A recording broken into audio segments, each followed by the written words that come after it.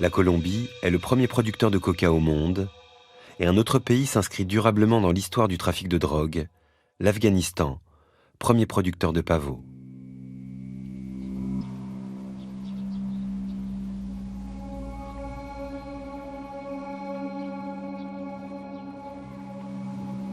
Aujourd'hui, 80% de l'héroïne mondiale est produite en Afghanistan. Totalement illégale, la drogue représente près d'un tiers des revenus du pays. Depuis les rues poussiéreuses de Kaboul, sa capitale, jusqu'au sommet de l'État, l'Afghanistan tout entier est devenu accro à l'héroïne. Une addiction née dans les années 80, en pleine guerre froide.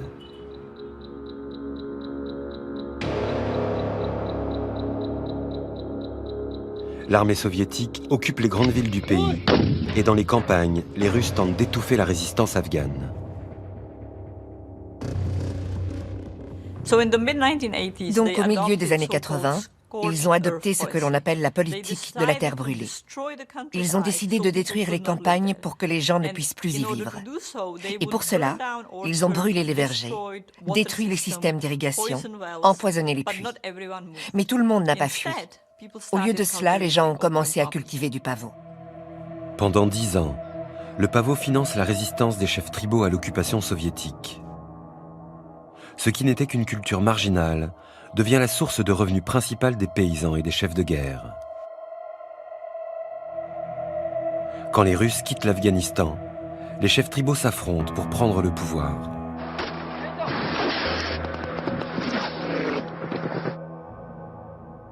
Leur guerre provoque la mort de dizaines de milliers d'Afghans. Sur ces terres ravagées, un mouvement canalise la colère de la population, épuisée par les années de conflit. Les talibans, nés dans les écoles coraniques, gagnent du terrain.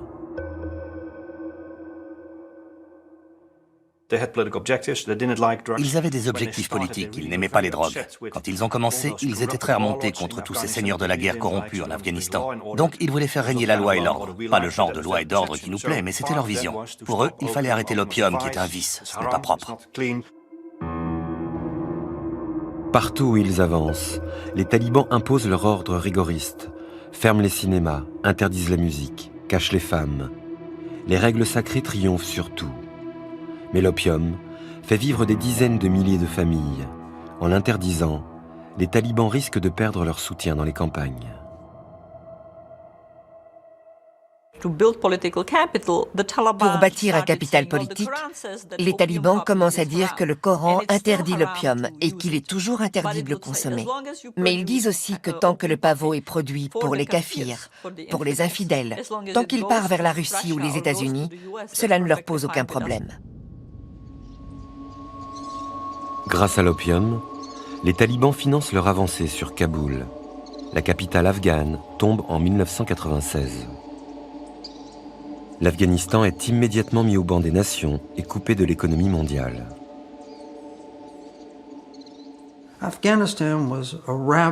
L'Afghanistan était une terre ravagée et il n'y avait pas d'aide étrangère.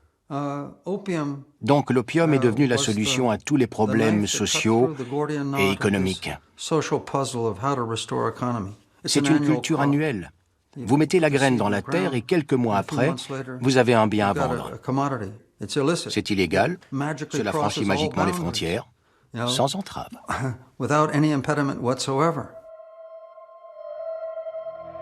Pour réaliser leur rêve d'un État intégriste, les talibans implantent des laboratoires sur leur territoire et font de l'Afghanistan le premier producteur mondial d'héroïne. Grâce à l'argent de la drogue, ils pensent pouvoir s'affranchir de toutes les règles internationales. En 1998, ils offrent l'asile aux membres d'Al-Qaïda. Mais l'héroïne n'a pas le pouvoir d'assurer la survie d'un pays entier. La misère ronge l'Afghanistan. Le régime des talibans a cruellement besoin d'aide extérieure. Dans l'espoir fou de retourner l'opinion internationale en leur faveur, en 2000, les talibans interdisent la production du pavot sur tout le territoire. Les paysans risquent la mort s'ils sèment la graine interdite. En un an seulement, la quasi-totalité des champs de pavot ont disparu d'Afghanistan. Et la communauté internationale a dit « Merci ». Le sous-secrétaire d'État américain Colin Powell a offert une aide de 41 millions de dollars. Mais il y avait d'autres problèmes. Les droits de l'homme, la situation des femmes. Et donc, les Nations Unies n'allaient pas les reconnaître. Rétrospectivement, les talibans ont commis un suicide économique.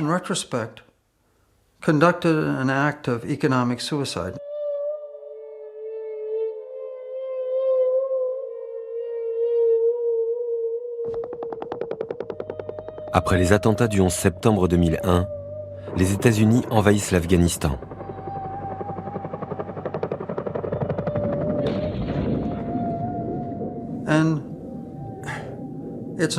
Ce n'est pas étonnant que quand les premières bombes américaines ont commencé à tomber, cette société et cet État failli se soient effondrés, parce qu'ils étaient morts à l'intérieur. Ils n'étaient déjà pas très forts au départ, mais le peu de force qu'il leur restait s'était envolé. Les talibans sont repoussés en quelques semaines dans des zones isolées, vouées à disparaître.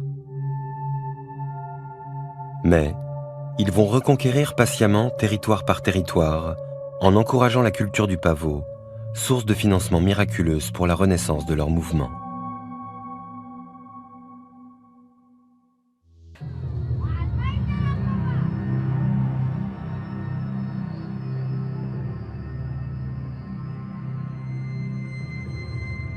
Tant que les plantes à drogue poussent, des mouvements criminels ou insurgés peuvent s'en emparer. En Afghanistan, les États-Unis ont sous-estimé ce danger latent. Après avoir chassé les talibans du pouvoir en 2001, Washington pense que le problème est réglé. Quelques années plus tard, l'armée américaine fait face à une puissante insurrection. Grâce à l'argent de la drogue, les talibans ont enrôlé des milliers de combattants. En 2004, sous la pression de Washington, le président Hamid Karzai proclame le djihad contre le pavot.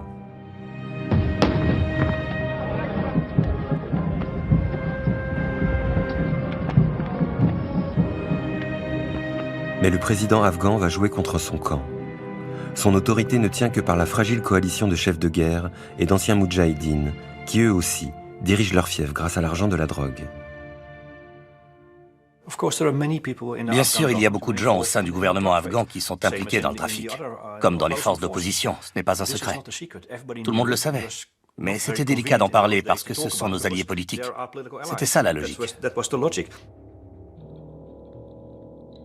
En 2005, dans la région du Helmand, plus de 9 tonnes d'opium sont découvertes dans la cave du gouverneur. Le président Hamid Karzai doit l'écarter. La milice du gouverneur, privée de ses revenus, change alors de camp. Ces 3000 hommes rejoignent les talibans et font basculer l'équilibre des forces. La région du Helmand tombe entre les mains des talibans qui en font la première zone de production d'héroïne du pays.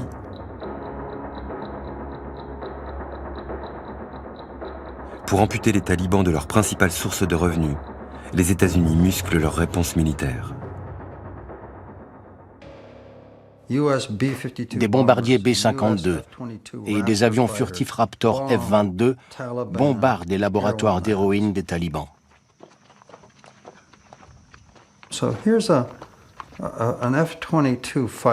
Donc un avion furtif F-22 qui coûte environ 400 millions de dollars et un laboratoire d'héroïne, ce qui peut avoir l'air chic, mais en réalité, ce n'est qu'une cabane en terre, avec des bidons rouillés et un chauffage électrique bon marché, probablement 50 dollars de matériel. Les États-Unis utilisent l'équipement militaire le plus sophistiqué. Tous leurs moyens de repérage et de renseignement, des drones pour suivre les mouvements, des images satellites, les B-52 qui sont les plus performants sur la planète, pour attaquer ces cabanes aux toits en tôle et leurs barils rouillés. Je pense que cela montre les limites de la coercition.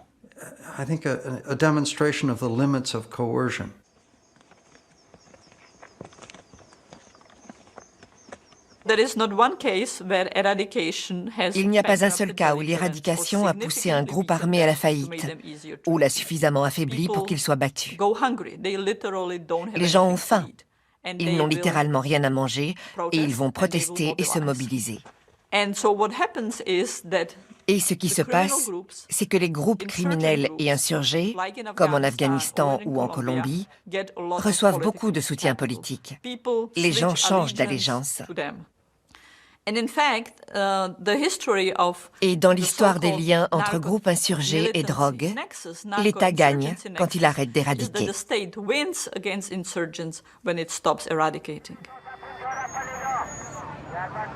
Après 50 années de guerre, Kaboul, la capitale afghane, abrite la plus forte concentration de toxicomanes au monde. Dans les campagnes, près d'une famille sur deux est touchée par l'addiction à l'héroïne. Le pays continue de sombrer.